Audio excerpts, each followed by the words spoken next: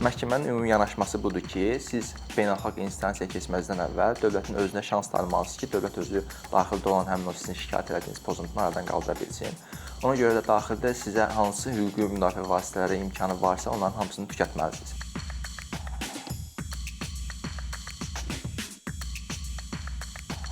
Son 60 il ərzində Avropa məhkəməsi milyonlarla insan üçün son ümid yerinə çevrilib. Öz ölkəsində ədalət tapa bilməyən insanlar və ya belə düşünən ki, tam ədalət bərqərar ola bilmədi onların ölkəsində Avropa məhkəməsinə müraciət edirlər. 46 Avropa Şurası ölkəsi, daha doğrusu 47 indi düzdür Rusiyadan müraciətlərin qəbulu sentyabrdan artıq dayandırılacaq, amma icraatda olan işlərə baxılır.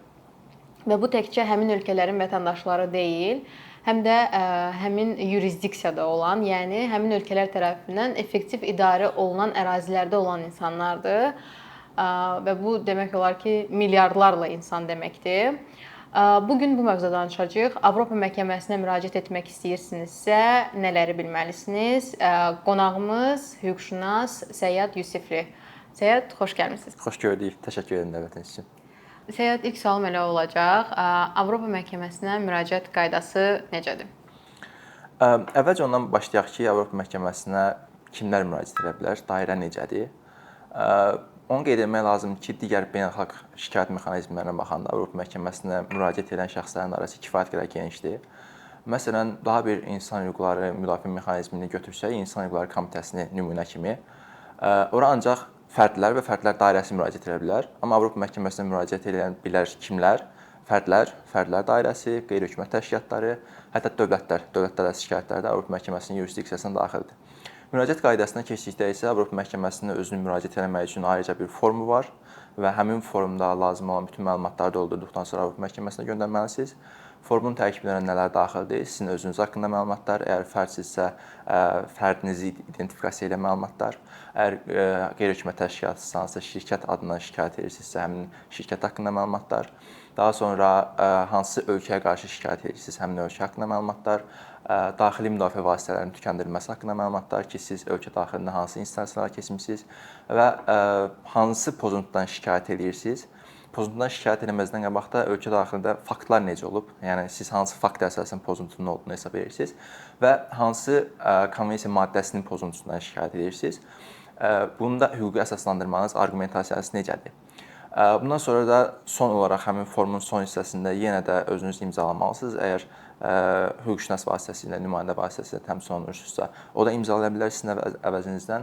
Və son olaraq da həmin forma qoşulan əlavə sənədlər var ki, tutalım daxili instansiya məhkəmələrində siz ərizələrlə müraciət etməyinizi sarasa, məhkəmələr sizin haqqınızda qətnamələr çıxarıb, bütün o qətnamələrin hamısında sübut kimi əlavə edirsiniz. Və yeri gəlmişkən onu da qeyd edeyim ki, həmin formun tərkibinə daxil olan məlumatlar məhkəməyə kifayət etməlidir ki, o şikayəti oxusun və başa düşsün ki, siz hansı pozuntudan şikayət edirsiniz və əlavə olaraq 20 səhifəlik də həmin forumdan əlavə belə deyim, kağız göndərməyə, şikayət göndərməyə icazə verilir.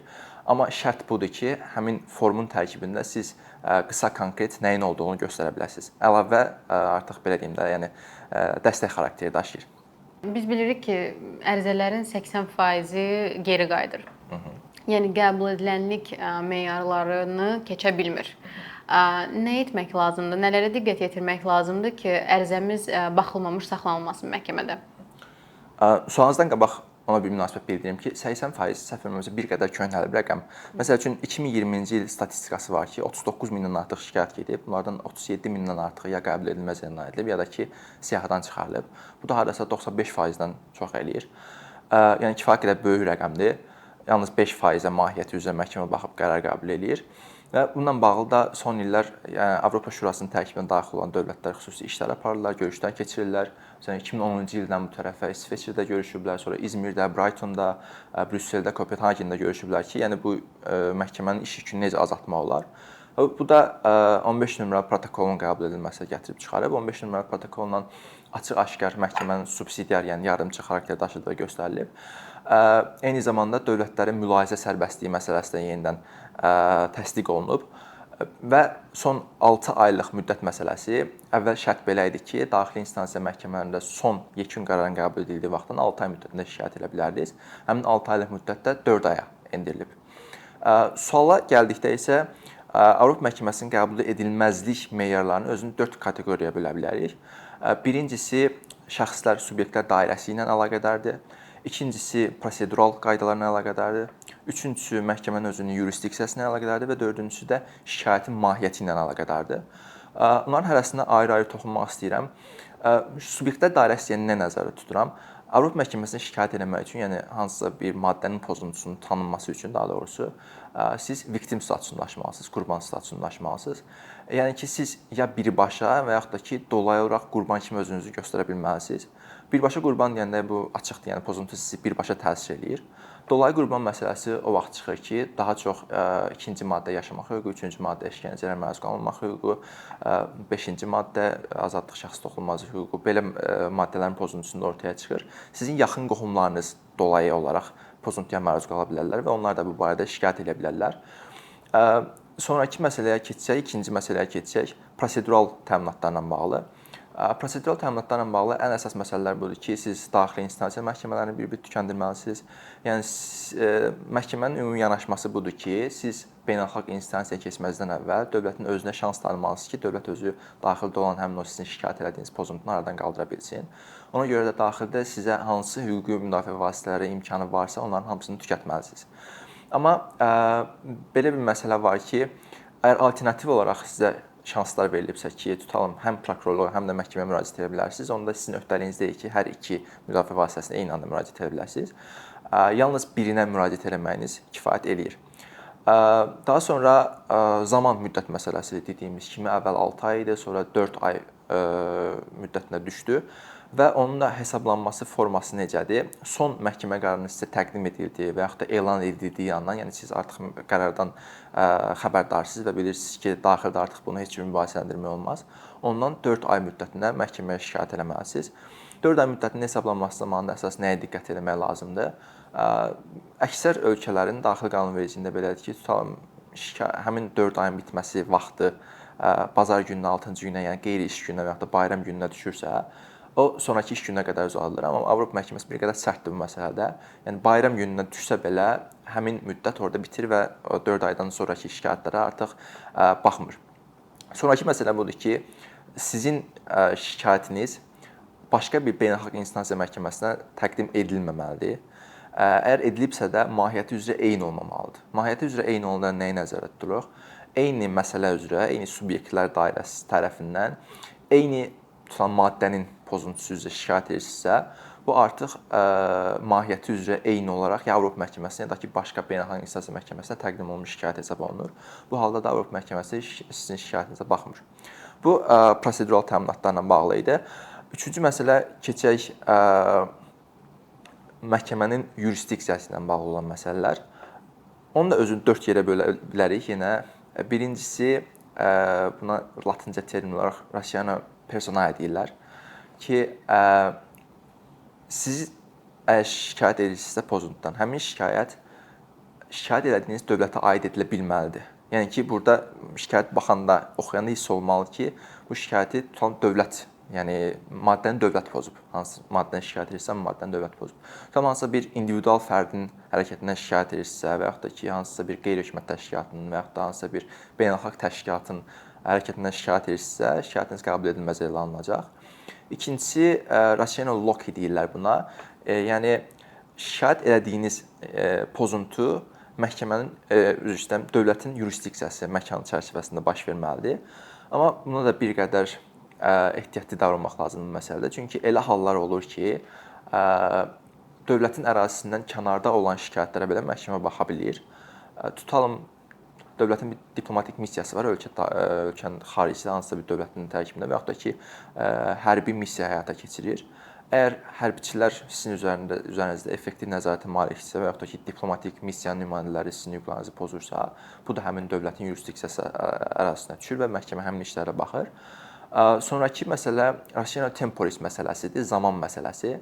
Əsas yanaşma budur ki, məhkəmə dövlətə qarşı şikayətə o vaxt baxır ki, məhkəmənin yurisdiksiyasının tanınmasından sonrakı dövrə aid olsun. Tutalım, Azərbaycandan nümunə versək, Azərbaycan 2002-ci ilin aprel ayından etibarən bu konvensiyanı ratifikasiya eləyib.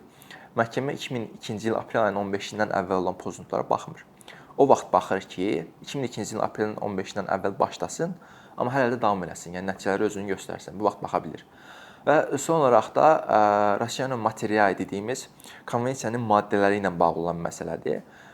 Yəni məhkəmə özü konvensiya ilə yaradılmış bir qurumdur və konvensiyanın maddələrinin düzgün əməl olunmasına belə deyək, nəzarət eləyir və sizin şikayətiniz konvensiyanın hansısa bir maddəsinin əhatə dairəsində düşmürsə və yaxud da ki, onun protokolunda göstərilən hansısa bir maddənin əhatə dairəsində düşmürsə, məhkəmə sizin şikayətinizə baxmır. Və son olaraq da ən sonuncu şikayətin mahiyyəti ilə bağlı qəbul edilməzlik meyarları var ki, əgər sizin şikayətiniz açıq-aşkar əsassız hesab olunursa, o vaxt da məhkəmə şikayətə baxmır. Açıq-aşkar əsassızın bir qədər meyarları fərqlidir, çox genişdir. Məsələn, 4-cü instansiya deyilən bir konsepsiya var. Əgər 4-cü instansiyaya düşürsə, məhkəmə sizin şikayətinizə baxmır. Və yaxud da ki, əgər kifayət qədər əsaslandırmamışsınızsa, sübutlar göstərməmişsinizsə, məhkəmə sizin şikayətinizə baxmır. Yəni açıq-aşkar əgər məhkəmə sizin şikayətinizi qəbul edilməz elan edirsə, bu zaman da sizin şikayətinizə baxmır. Elə toxunduğunuz 4-cü instansiya məsələsinə bir çox insan fikirləşir ki, mən bütün instansiyaları Azərbaycanda keçirəm, apellyasiya, kassasiya və gedirəm ən sonuncu instansiya Avropa məhkəməsi. Avropa məhkəməsi son instansiya hesab oluna bilərmi? Qısa cavab versək, deyərik ki, yox, hesab olunmur 4-cü instansiya məhkəməsi. Və 4-cü instansiya məhkəməsi konsepsiyası özü bir qədər paradoksaldır, çünki məhkəmə özü təqdim edib bu 4-cü instansiya məhkəməsinin anlayışını və sanki insanda elə təsəvvür yaranır ki, hə, deyir ki, Avropa məhkəməsi deyir ki, mən 4-cü instansiya məhkəməsiyəm. Halbuki 4-cü instansiya məhkəməsi anlayışını necə təqdim edir Avropa məhkəməsi? Deyib ki, mən 4-cü instansiya məhkəməsi deyiləm. Yəni mənim üzərimə düşmür ki, daxili instansiya məhkəməni tükəndirmisiniz, tutalım 3 instansiyanı tükəndirmisiniz, gəlib 4-cü instansiya kimi mən aşağı instansiyaların qərarını ləğv edəcəm. Yox. Yanaşma budur ki, Avropa məhkəməsi ancaq və ancaq konvensiya əməl edilib edilməməsi məsələsinə baxır və ona görə də daxili instansiya məhkəmələri bu işləri necə araşdırıb, daxili qanunvericiliyi necə şərh edib, sübutları necə araşdırıb bu məsələlərə baxmır. Və məhkəmənin verdiyi təminat əsas prosedural təminatdır, yəni mahiyyət təminatı deyil. Mahiyyət təminatı yəni nəyi nəzərdə tuturam? Yəni məhkəmə baxmır ki, məhkəmə bu işi araşdıranda bu sübutu necə tətbiq edib və yaxud da ki, bu faktı necə araşdırıb. Əsas ona baxır ki, tutalım təqdirə imkan verilib ki, siz özünüzü təmsil edə biləsiniz və yaxud da ki, hansısa bir şəxslə təmsil oluna biləsiniz və yaxud da ki, sübutların araşdırılmasında iştirak edə biləsiniz, çəkişə biləsiniz, şahidləri dindirə biləsiniz və s. Sübutlara o vaxt baxır ki, çox istisna hallarda açıq-aşkar ədalətin inkar olunması, yəni ingiliscə flagrant denial of justice adlanan bir anlayış var ki, açıq-aşkar yəni bu məntiqə ziddirsə, məhkəmənin qəbul etdiyi qərar və yaxud da ki, qanunvericinin dili çox aydındır. Yəni burada şərhə heç bir yer yoxdur. O halda baxa bilir və deyə bilər ki, məsələn, burada sübutu düzgün araşdırmamısan və yaxud da ki, burada qanunvericiliyi düzgün tətbiq eləməmisən. Amma qalan bütün hallarda məhkəmə daxili instansiyaların qərarlarına hörmətlə yanaşır və bunu da dövlətlərin mülahisə sərbəstliyi məsələsi ilə əsaslandırır. Deyir ki, dövlətlərin baxdığı işlərdə bir çox maddələrdə, əksəriyyətində bəzi maddələr var ki, onlarda mülahisə sərbəstliyinə icazə verilmir. Mülahisə sərbəstliyi var. Yəni dövlət özü öz qanunvericiliyini bilir və dövlətin məhkəmələri də öz hüququnu necə tətbiq eləmək məsələsini bilir. Mən ancaq ona baxacağam ki, bu həmin məhkəmələr işə baxarkən konvensiyada nəzərdə tutulan sənin hüquqlarına hörmət ediblər ya yox. Belə. Tutalım ki, biz deyirik ki, onlar yəni Avropa məhkəməsində müəyyən eləmir ki, şəxs təqsirlidir və ya təqsirsizdir, ya da yerli məhkəmə düzgün tətbiq edib qanunvericiliyi yoxsa yox, düzgün ədalətli qərar, hökm çıxardıb yoxsa yox. Bəs onda Avropa məhkəməsinin hüquq pozuntusunun tanınması, daha doğrusu hər hansı maddə üzrə bizim hüququmuzun pozulduğunun tanınması və müəyyən öhdəliyin həmin dövlətə yükləməsi bizə nə verir? Belə deyək, əgər dövlət hansısa bir konvensiyaya qoşulubsa, üzərinə beynəlxalq öhdəlik götürübsə, həmin öhdəliyin pozulmasına görə birbaşa məsuliyyət daşıyır. Bu məsuliyyətdə ARSIVA dediyimiz qaydalarla müəyyən edilir. Dövlətlərin beynəlxalq hüquq pozuntularına görə daşıdığı məsuliyyətlə bağlı Beynəlxalq Hüquq Komissiyası tərəfindən hazırlanmış qaydalar var. O da BMT-nin Baş Assambleyası tərəfindən qəbul edilib.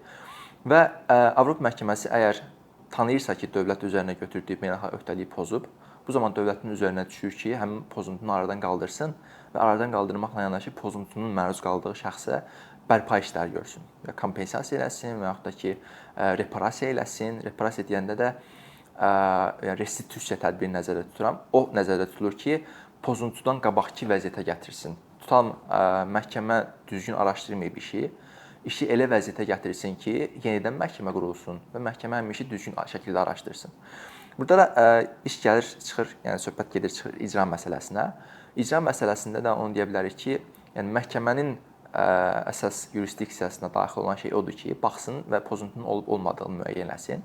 Bundan sonra dövlətin öhdəliyidir ki, konvensiyanın 46-cı maddəsi ilə bu Avropa məhkəməsinin tanıdığı həmin o pozuntu qərarlarını hansısa formada icra eləsin.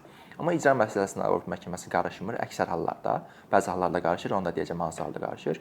Və icra məsələsini buraxır komitənin öhdəliyinə, Nazirlər Komitəsinin öhdəliyinə və həmin o icra prosesinə Nazirlər Komitəsi nəzarət edir və dövlətə göstərişlər verir ki, sən bu formada icra eləməlisən, bu formada icra eləməlisən və s. Bununla yanaşı daxili qanunvericilik məsələsinə toxunmaq lazımdır ki, dövlətlərin əksəriyyətində nəzərdə tutulub ki, tutalım beynəlxalq əgər pozuntu varsa, bunu hansı formalardan qaldırmaq lazımdır? Azərbaycan qanunvericiliyində həm mülki prosessual məcəllə ilə, həm cinayət prosessual məcəlləsi ilə nəzərdə tutulub ki, əgər Avropa məhkəməsi şəxsin hansısa bir hüququn pozuntusunu tanınırsa, o zaman hüquq və azadlıqların pozuntusu ilə bağlı yeni hallar üzrə Ali Məhkəmənin plenumu yenidən işə baxmalıdır. Tutalım ədalətli məhkəmə araşdırması hüququnu pozubsa və məhkəmə deyirsə ki, bu şəxs bəraət almalıdır, Avropa məhkəməsi Ali Məhkəmənin plenumu ona yeni hallar üzrə baxır və şəxsə bəraət verir, bu şəkildə icra eləyir. Dediyim hansı formada Avropa məhkəməsi birbaşa dövlətlərə, yəni göstəriş verir ki, bu formada icra olunmalıdır. Elə işlər olur ki, həmin işdə pozuntunu aradan qaldırmaq üçün yalnız bir yol olur. Tutalım məhkəmə tanıyır ki, siz bu şəxsi qanunsuz olaraq tutmusunuz və qanunsuz olaraq həbsdə saxlanılır. Onun yeganə yolu budur ki, bu şəxs dərhal və qeyri-şərtsiz azadlığa buraxılmalıdır. O zaman dövlətə birbaşa göstəriş verir ki, sən bunu icra eləməlisən. Yəni Nazirlər Komitəsinin dediyi demədə fərqi yoxdur. Yəni məhkəmə deyir ki, sən bu şəxsi azadlığa buraxmalısan. Məsələn, nümunə vermək olar. Tam Selahattin Demirtaş Türkiyə siyasətçisi, onun Türkiyə qarşı işində və hətta ki, Azərbaycana qarşı işlərdə, Eynullah Fəthullayev Azərbaycana qarşı işlərdə məhkəmə demişdi ki, sən bu şəxsi qanunsuz azadlıqdan məhrum eləməlisən, ona görə də dərhal azadlığa buraxmalısan. Avropa məhkəməsinə müraciətlə bağlı hansı məsləhətlər verə bilərsiniz ki, yəni mən planlaşdırıram gələcəkdə bunu etməyi, nələrə diqqət yetirim? Ən birinci onu məsləhət görərdim ki, hüquqşünasla təmsil olunasınız mütləq. Çünki dediyim kimi qəbul edilməzlik meyarlarını artıq son illər Avropa məhkəməsi çox sərt tətbiq eləyir və 95%-dən çox şikayətlər qəbul edilməz elan olunur. Ona görə də özünüz şikayət ünvanlaya bilsəz belə bu məsləhət görünmür. Məsləhət görünür ki, ən başdan etibarən hüquqşünasla təmsil olunasınız. Yeri gəlmişkən bir qədər genişləndirir bu məsələni. Avropa məhkəməsinə fərdi olaraq da, yəni nümayəndəsiz də özünüz şikayət edə bilərsiniz. Əsas odur ki, həmin forumda tələb olunanları və prosedural qaydalara riayət etməklə, dediyim o qəbul edilən meyarlarına riayət etməklə vaxtında doldurub göndərəsiniz. Amma Avropa məhkəməsi sizin o şikayətinizi qəbul edildikdən sonra dövlətə bildiriş göndərirsə və artıq kommunikasiya başlayırsa, sizlə dövlət arasında kommunikasiya mərhələsi budur ki, deyir ki, məsələn, dövlətə bu məsələ ilə bağlı şikayət daxil olub, pozuntunu bu şəkildə əsaslandırırlar, sənin münasibətin necədir? Sonra hökumət cavab verir, daha sonra ona ərizət cavab verir və sonra yenə hökumət cavab verir, kommunikasiya bitir, məhkəmə qərar qəbul edir. Həmin kommunikasiya mərhələsi başlayanda Avropa məhkəməsi sizə məsləhət görür ki, və bu vacibdir, hüquqşünasdan təmsil olunasınız. Həmin andan etibarən artıq siz hüquqşünasdan təmsil olunmalısınız. Əsas məsələ budur. Digər nə məsləhət görmək olar? Təbii ki, qəbul edilənlik meyarları məsələsinə xüsusi fikir vermək lazımdır.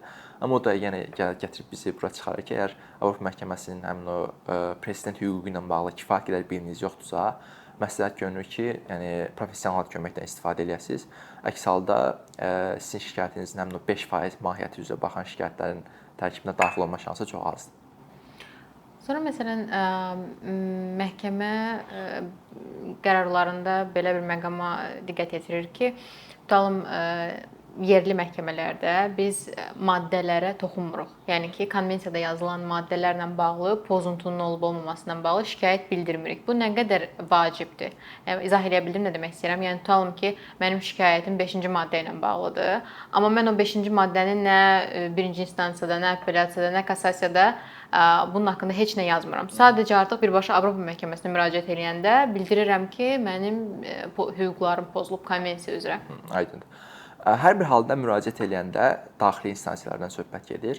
Əgər konvensiyaya istinad etmək fikriniz varsa və gələcəkdə məsələn Avropa məhkəməsində mübahisələndirmək fikriniz varsa, açıq-aşkar məsləhət görünür ki, həmin maddəyə istinad edəsiniz. Amma bu Avropa məhkəməsini məhdudlaşdırmır və deyir ki, mən ona baxmayacağam ki, yəni şəxs müraciət edəndə daxili məhkəmələrə orada birbaşa konvensiya maddəsini qoyub ya yox. Avropa məhkəməsi əsas ona diqqət eləyəcək ki, həmin maddəni mahiyyəti üzrə əsas qaldırıb ya yox. Tutalım bir nümunə verim. Məsələn, təqsizlik prezumpsiyasından nümunə verək. Deyir ki, yekun, yəni qanuni qüvvəyə minməmiş məhkəmə qərarı olmadan heç kəs təqsirli hesab oluna bilməz. Və mən daxili instansiya məhkəmələrində müraciət edəndə ancaq və ancaq bunu qeyd etmişəm ki, yekun məhkəmə qərarı yoxdur. Ona görə də tutalım prokuror orqanları və yaxud da ki, polis əməkdaşları mənim təqsizlik prezumpsiyamı poza bilməz. Amma istinad eləməmişəm 6-cı maddənin 2-ci hissəsinə. Bu artıq Avropa məhkəməsində mane olmayacaq ki, mənim işimi araşdırsın. Çünki görəcək ki, mən kifayət qədər mahiyyəti üzrə qaldırmışam və onun işə baxan şəxslər də professionallar da hakimlərdir və onlar bilməlidirlər ki, bu adam bunu deyəndə ki, məsələn, siz mənim yekun qərar yoxsa mən təqsirli hesab edə bilməzsiniz, təqsirlik prezumpsiyasına belə deyək istinad eləyir.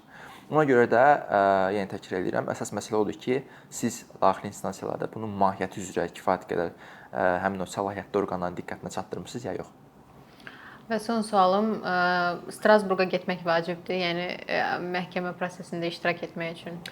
Yox, vacib deyil. Əsas məhkəmənin apardığı işlərin çox böyük əksəriyyəti yazılı şəkildə həyata keçirilir.